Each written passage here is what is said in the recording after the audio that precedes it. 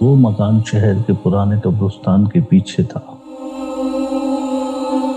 کسی دور میں یہ کوئی امیر زادے کا بنگلہ رہا ہوگا، لیکن اب اس کی چھت گر چکی تھی، کھڑکیاں ٹوٹی ہوئی تھیں اور دیواروں پہ جنگلی بیلوں نے ڈیرا ڈال رکھا تھا۔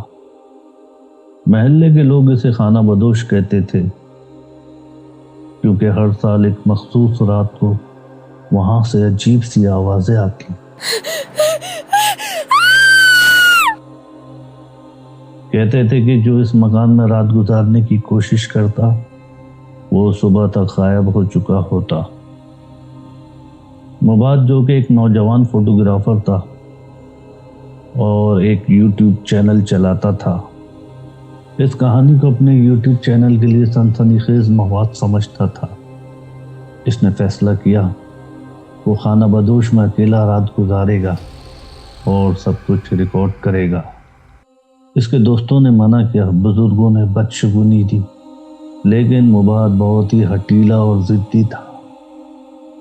شام ہوتے ہی وہ اپنا کیمرہ، ٹارچ اور ریکارڈنگ کا سامان لے کے مکان پہنچ گیا۔ اندر کی ہوا میں سڑان تھی، جیسے کوئی چیز گل گئی ہو۔ فرش پہ پڑے پرانے اخبارات کی تاریخیں 20 سال پرانی تھیں۔ ہر طرف سناٹا اور اندھیرا سا تھا، ایک عجیب پراسرار ماحول تھا۔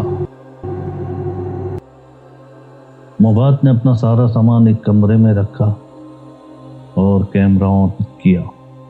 رات گئے تک سب کچھ معمول کے مطابق تھا، صرف کھڑکیوں سے ٹک ٹکا ٹک کی آوازیں آتی رہیں۔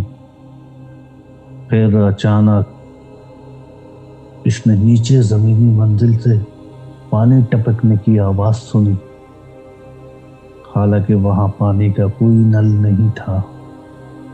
وہ احتیاط سے سیڑھیاں اترا، نیچے گھنا اندھیرا تھا۔ ٹارچ کی روشنی میں سے ایک پرانا کنواں دکھائی دیا، جس کے اندر سے گندا پانی ابل رہا تھا۔ ایک دم کنویں سے ایک سفید ہاتھ نکلا اور باہر آیا۔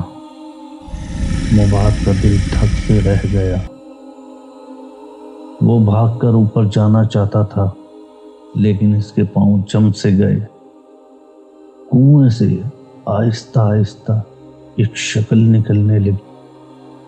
وہ ایک عورت کی شکل تھی، لیکن اس کا چہرہ پانی سے سوجن کی وجہ سے پھولا ہوا تھا۔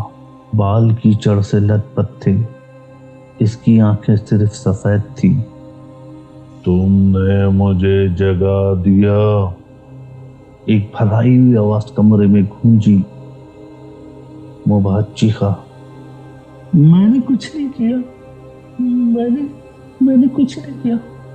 آواز پھر گونجی، ہر سال ایک جان چاہیے اور تم خود ہی آ گئے۔ وہ شکل قریب آتی گئی۔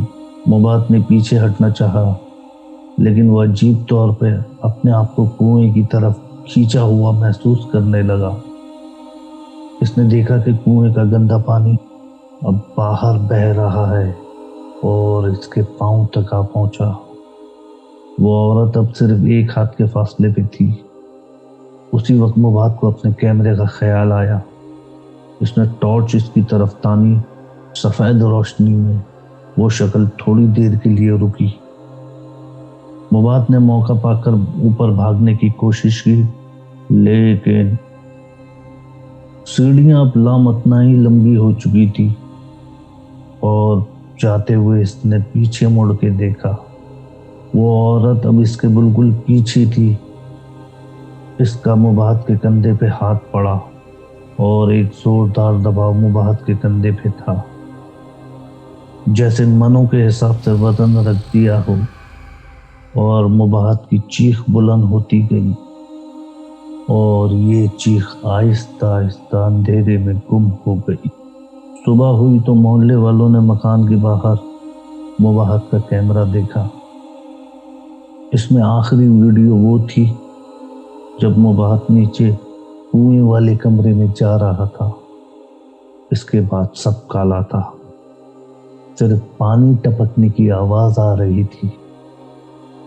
پھر ایک دھیمی سی گونجی ہوئی آواز آئی، اب میں تمہارے ذریعے باہر آ گئی ہوں۔ اسی دن سے محلے کے لوگ رات کو اپنے گھروں میں پانی ٹپکنے کی آواز سنتے ہیں، اور جو بھی آئینے میں خود کو دیکھتا ہے اسے اپنے پیچھے ایک سفید چہرہ نظر آتا ہے۔